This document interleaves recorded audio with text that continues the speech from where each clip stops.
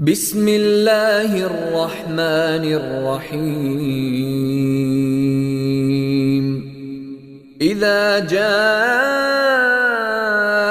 نصر الله والفتح ورأيت الناس يدخلون في دين الله أفواجا فسبح بحمد ربك واستغفره إنه كان توابا.